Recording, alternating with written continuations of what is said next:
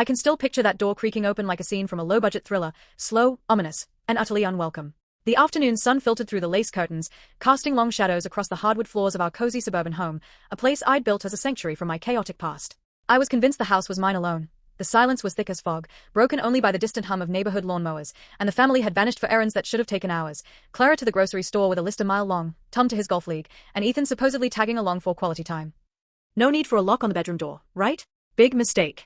I was mid-change, guard completely down, humming some forgotten tune from my youth, a cheesy 80s pop song that always made me feel lighter. Then, bam, the door flies inward, and I spin around, heart slamming against my ribs like a trapped bird. There, framed in the doorway like a deer in headlights, is my nephew Ethan. His face? A mask of pure, unfiltered shock, eyes widening as if he'd stumbled upon a hidden artifact rather than his aunt in an undignified state. And in that split second, I knew. This awkward blunder was about to unearth skeletons I thought were long buried, rattling the fragile peace of our family like an earthquake. I lunged for a nearby cardigan, yanking it on so frantically I tangled my arms and nearly toppled over the nightstand, knocking a vase of dried flowers to the floor with a soft clatter. My hands trembled like leaves in a storm, adrenaline or mortification, who knows? Maybe a cocktail of both, spiced with the embarrassment of being caught off guard at 52, when gravity isn't as kind as it used to be. Ethan stood rooted, silent as a statue, eyes wide, absorbing the scene like it was a forbidden exhibit in a museum of family faux pas. I swear, I thought the place was empty. I blurted, voice cracking like an old vinyl record. He snapped back to life, blinking rapidly, his college backpack still slung over one shoulder. He was home on semester break from his engineering program, always buried in textbooks. Forgot my charger. Mom dragged us out, but I needed it for, studying. He trailed off, averting his gaze to the floor, cheeks flushing crimson under his messy brown hair. Sorry, Aunt Lena. I did knock, twice. Did he? My mind was a whirlwind. Maybe the knocks blended with my humming, or perhaps my hearing was going the way of my metabolism. Not in my gut twisted. Ethan, it's, whatever. Just, give me a minute. He retreated like he'd been scolded, pulling the door shut with a thud that echoed through the empty house, leaving me in a puddle of awkward silence. But that silence felt charged now, electric, like the air before a thunderstorm. Something had cracked open, and it wasn't just the door, it was a portal to questions I'd dodged for years. I collapsed onto the bed's edge, palms pressed to my forehead, willing my pulse to steady. The room smelled faintly of lavender from the sachets in my drawer, a scent that usually calmed me but now felt mocking. Just a mishap, I muttered to myself, staring at my reflection in the antique mirror across the room, lines around my eyes deeper than yesterday, it seemed. Teen boys, well, 20-year-olds, walk in on worse online every day. We'll laugh it off, eventually. Or at least pretend to during family game nights. But that pep talk rang hollow, like a bad echo. Ethan's expression wasn't mere embarrassment, it was deeper, a flicker of recognition or confusion that gnawed at me, like a half-remembered dream turning nightmare. Over the ensuing days, that unease festered like an untreated wound, seeping into every interaction. Dinner that evening? Surface-level normalcy, but with undercurrents. We gathered around the oak table Clara had inherited from our parents, laden with her famous lasagna, gooey cheese and rich sauce that usually brought comfort. Clara, my younger sister by 5 years, rambled about her office drama, and then Karen from accounting steals my idea in the meeting. Classic. Tom, my husband of 15 years, half listened while fiddling with his phone, chuckling at memes, his salt and pepper beard twitching. Ethan, perpetually wired to his gadgets, was quieter than usual, fork pushing food around his plate like a reluctant artist sketching invisible lines. But midway through Clara's tale of a botched presentation, I caught him staring across the table. Our eyes locked. He dropped his gaze instantly, cheeks reddening again, and he mumbled something about needing more garlic bread.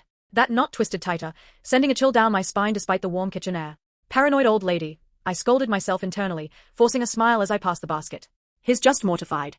And honestly, so am I. Can't even meet his eyes without flashing back to that cardigan fiasco and wondering if he thinks I'm some relic. Yet, the vibe lingered, a shadow in the room, making the laughter feel forced. Come morning, paranoia level, elevated. Sunlight streamed through the kitchen windows as I sipped coffee, but my bedroom door was ajar, a slim crack of daylight slicing through like an accusation. I locked that last night, didn't I? I stared, pulse quickening, before nudging it open with my foot. Room appeared untouched, bed neatly made with the quilt Tom hated, 2 floral, dresser drawers shut tight. But wait, the velvet jewelry box on my vanity? Slightly askew, lid not quite flush, and a faint smudge on the polished wood. You're imagining things, Lena. Age catching up, memory's not what it used to be, or maybe the cat knocked it. We didn't have a cat, it was just my go-to excuse for misplaced items. I approached warily, popping it open with a creak. Earrings, necklaces, all there, but the inner lining felt, rummaged, a pearl strand slightly uncoiled. A chill prickled my skin, raising goosebumps. Ridiculous, I huffed, slamming it shut harder than necessary. But doubt seeded, sprouting tendrils of suspicion. Afternoon kitchen interlude. I'm chopping veggies for soup, carrot snapping crisply under the knife, when Ethan ambles in, sans headphones or phone, a rarity for the tech-savvy kid who'd once built a robot for a school project. He halts abruptly, like I've jumped out with a boo, his lanky frame filling the doorway. Hey, he mumbles, avoiding eye contact. Hey yourself. I reply, forcing cheer while my mind races. Is he here to apologize again, or something more? Silence stretches, thick as dough, broken only by the rhythmic chop-chop. He clears his throat. About yesterday, really sorry. Won't happen again. Water under the bridge, I say too quickly, waving the knife dismissively. Bad idea. Nearly nicked myself, drawing a tiny bead of blood. He nods, but lingers, leaning on the counter, fingers drumming nervously on the granite. Not embarrassment. This was anxiety, pure and raw, his usual confident demeanor cracked. Something on your mind? I probe gently, setting the knife down. Pause, longer than comfortable. Nah, just grabbing a snack. He snatches an apple from the fruit bowl, bites in hastily with a crunch, juice dribbling down his chin, and exits stage left without wiping it. Then I spot it, pantry door cracked open, a sliver of darkness inside. Definitely shut earlier. I'd restocked it myself that morning, organizing the cans alphabetically like the control freak I am. Creeping over, I swing it wide, cans, boxes, all mundane. But the top shelf? An old keepsake trunk nudged forward, dust disturbed in fresh streaks. I haul it down with a grunt, it's heavier than I remember, and flip the latch with trembling fingers. Inside, faded letters tied with a ribbon, trinkets from my past life, pre-Tom, pre-this cozy suburb, and a leather-bound journal I'd forgotten about, pages yellowed with age. Envelopes reshuffled, not in my meticulous chronological order, and the journal's clasp undone. Someone had delved deep, stirring ghosts. That discovery sent me spiraling into a flashback as I sat on the kitchen floor, trunk open like Pandora's box.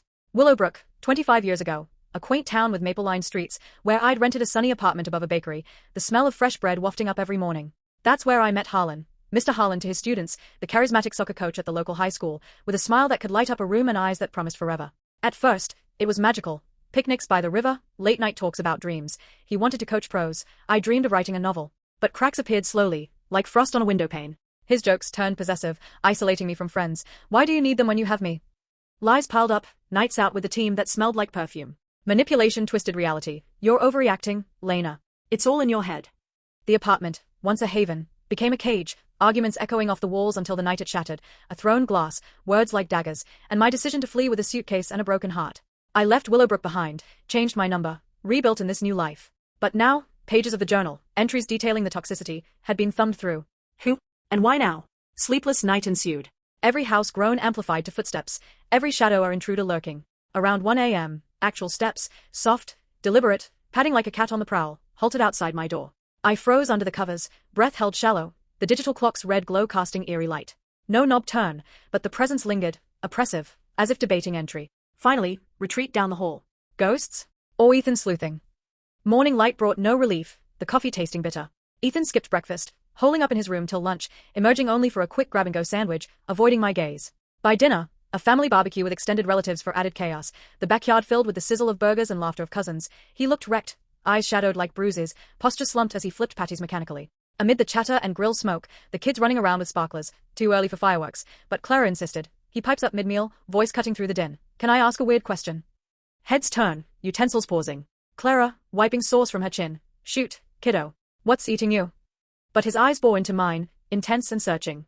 Aunt Lena, before you moved here, did you ever live in Willowbrook? The backyard hush falls like a curtain, even the crickets seeming to pause. Blood drains from my face. Yes, Willowbrook, my ghost town from 2 decades back. Pre-marriage, pre-secrets sealed. Barely anyone knew. I'd scrubbed it from my stories like a bad edit. I did, I admit, voice thin as paper, setting my plate down with a clink. Ethan swallows hard, his Adam's apple bobbing. Figured. I think I saw you there once, years ago. Clara frowns, tilting her head.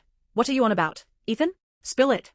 Ethan shifts uncomfortably. Back in high school, hanging with buddies by those old condos on Elm Street. Spotted someone who looked exactly like you. Same walk, same laugh. Brushed it off then as coincidence. No one breathes, the grill smoke stinging my eyes. And those letters I found in the trunk. Tom interjects, puzzled, his brow furrowing. Letters? What trunk? Lena. I can't respond. Revelation hits like a wave. This wasn't random clumsiness. Ethan had been digging, piecing together fragments like a detective in a mystery novel I'd rather burn. I think you knew a guy I knew, he presses, voice steadying. Clara, growing impatient. Who, for heaven's sake? Ethan drops the bomb. Mr. Harlan, my old soccer coach from freshman year. Boom. The past explodes in my mind. Willowbrook flashes brighter. Harlan coaching youth leagues, me cheering from the sidelines, unaware of the storm brewing. I clutch the table's edge, knuckles white. My buried history, exhumed by a curious nephew who'd idolized Harlan as a mentor. Post-dinner days? A pressure cooker of tension that simmered and boiled over. Family gatherings fizzled into awkward silences. Conversations tiptoed around eggshells, with Clara shooting me concerned glances and Tom retreating to his workshop more often. Ethan ceased probing outright but observed me sidelong, not hostile, but probing, like piecing a puzzle with missing edges. Worst, uncertainty. What else did he know? Would he spill to Clara or Tom, fracturing our unit? I caught snippets, Ethan on the phone with old friends, whispering about old coaches, or scrolling through social media late at night, the blue light glowing under his door. 3 agonizing days later, a knock, polite this time, 3 raps. I open, fully clad in jeans and a sweater, wary as a cornered animal. Ethan shifts awkwardly on the threshold, hands jammed in his hoodie pockets. Can we chat? Privately? No judgment, I promise. Chest tightens like a vice. Sure. Come in. He enters my study, bookshelves lined with novels I'd never written, and door clicks shut softly. Didn't mean to pry into those letters, or the journal, he starts, rubbing his neck. I nod, crossing my arms, but you did. Why, Ethan? What's this about? Sheepish grin flashes, boyish despite his height. Curiosity killed the cat. Here?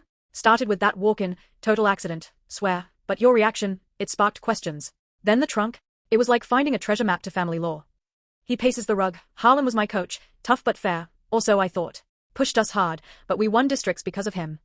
Words land heavy. That name, my ex's ghost, conjuring memories of his booming laugh and hidden temper. I knew him once, I whisper, sinking into the armchair. Ethan leans against the desk. He spun a different yarn, said a woman wrecked him, left him broken, ruined his rep, called her that manipulative witch in offhand stories during team huddles. Room shrinks, air stifling, the study's lamp casting long shadows. When I saw those letters addressed from him, postmarked Willowbrook, and your journal entries, it clicked. Was it you? Eyes shut tight. After all this time, the echo returns, not with fanfare, but a whisper that builds to roar, dredging up nights of doubt and escape.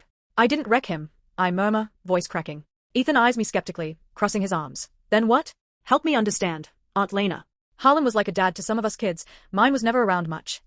Pain stings fresh, he doesn't know the full rut. Harlan's gaslighting, isolation, the emotional cage that nearly broke me. No one does. Decision time. Bury deeper or unearth. I take a deep breath, the scent of old books grounding me. That night, alone at the kitchen island post-bedtime, memories flood like a burst dam. Willowbrook's rainy nights pattering on tin roofs, Harlan's honeyed words souring into venom, my escape's raw fear clutching the steering wheel as I drove into the unknown. Epiphany strikes like lightning, secrets erode like rust, better to air them before they corrode everything. Dawn breaks with resolve. I corner Ethan post-coffee in the living room, sunlight glinting off the family photos on the mantel. Sit. Time for the unvarnished truth. But this stays between us until I'm ready. He perches on the couch, expectant, cradling a mug. I spill, voice steadying as I go. Willowbrook's allure with its charming festivals and close-knit vibe, Harlan's initial charisma masking control freak tendencies, subtle at first, like restricting my outings for safety, then escalating to monitoring calls. Lies piled like debt, working late excuses reeking of deceit. Manipulation twisted reality. You're paranoid, Lena. I love you, why would I hurt you? The apartment, once a haven with its bay window overlooking the park, became a cage, arguments echoing off the walls until the night it shattered, a thrown glass missing my head by inches, words like daggers slicing deep, and my decision to flee with a suitcase crammed with essentials and a broken heart, leaving behind friends who'd been alienated. Leaving? Gut-wrenching, but survival. I rebuilt here, met Tom, found stability. Ethan absorbs, silent eons, his face shifting from doubt to empathy. Finally, that's worlds from his sub-story, painted you as the villain who ghosted without reason. Stories warp with the teller, I reply, a wry smile creeping. His version? Loudest, but false, spread to save face. We talk hours, questions, clarifications, tears from both sides. He shares his side. Harlan's mentorship filled a void after his dad's early departure, but now cracks show in retrospect. Harlan's favoritism, odd tempers. By end, understanding dawns, sorry for doubting. And the snooping won't happen again. Hug ensues, awkward but healing, his tall frame enveloping me like the kid he used to be. But truth's ripple spreads wider? I confide in Clara and Tom that evening, calling a family meeting around the dining table, candles flickering for ambience but feeling like an interrogation lamp. Shock registers, Clara's eyes widen. Lena, why hide this? Tom's hand squeezes mine. Wish you'd told me sooner, we could have faced it together.